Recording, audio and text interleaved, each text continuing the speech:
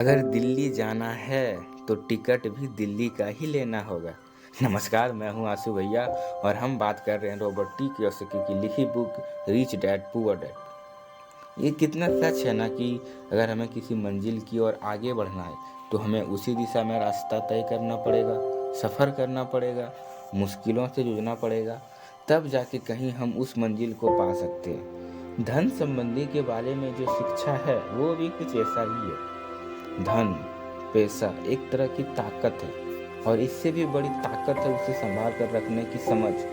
पैसा तो आते जाता रहता है, लेकिन अगर आप ये सीख जाते हैं, जान जाते हैं कि पैसा काम किस तरह करता है, तो आप ज़्यादा ताकतवर बन जाते हैं और आप दौलत कमाना शुरू कर देते हैं। देखिए, सिर्फ सकारात्मक सोच से ही समस्या हल नहीं होती है। हाँ, ये ज़रूर है कि सकारात्मक सोच आपको उस दिशा में आगे बढ़ने की हिम्मत ज़रूर देता है। देखिए, ज़्यादातर लोग स्कूल जाते हैं, पढ़ते हैं, लेकिन वे वहाँ से कभी ये नहीं सीख पाते कि पैसा काम किस तरह करता है। इसलिए वे पैसे के लिए काम करने में अपनी सारी ज़िंदगी लगा देते हैं।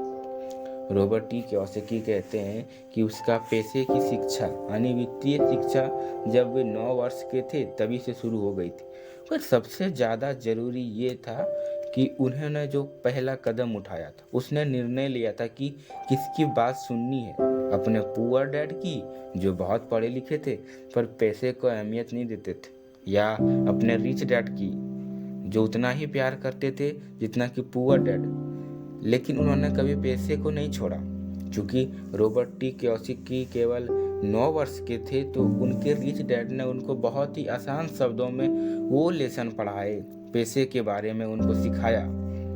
जी हाँ, हम किससे सीख रहे हैं, किसकी बात मान रहे हैं, किसके मार्गदर्शन पर चल रहे हैं, ये बहुत ज़रूरी होता है। क्योंकि जो हमें गाइड कर रहा है उसका नज़रिया ही अलग है, तो वो आपको सही मंजिल तक नहीं पहुंचा पाएगा।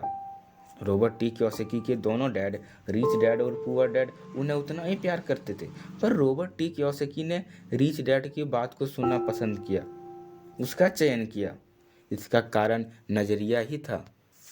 रॉबर्ट टी कियोसाकी कहते हैं कि जब तक उनके रिच डैड रहे, उन्हें केवल 6 लेसन ही सिखाए, और ये 6 लेसन उन्होंने अपने book rich dad poor dad में लिखा है, जो कि एक बच्चा भी समझ सकता है। सबक नंबर 1, अमीर लोग पैसे के लिए काम नहीं करते। सबक नंबर 2, पैसे की समझ क्यों सिखाई जानी चाहिए। सबक नंबर 3, अपने काम पर ध्यान दो और अपने काम से काम रखो। सबक नंबर 4, टैक्स क्या है उसको समझो और कॉरपोरेशन की ताकत।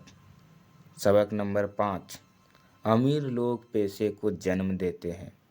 सबक नंबर 6, पैसे कमाने के लिए काम ना करें, सीखने के लिए करें। विस्तार बात करेंगे इन 6 सबक पे। इस भाग में इतना ही। सुनते रहिए। प्रणिपात।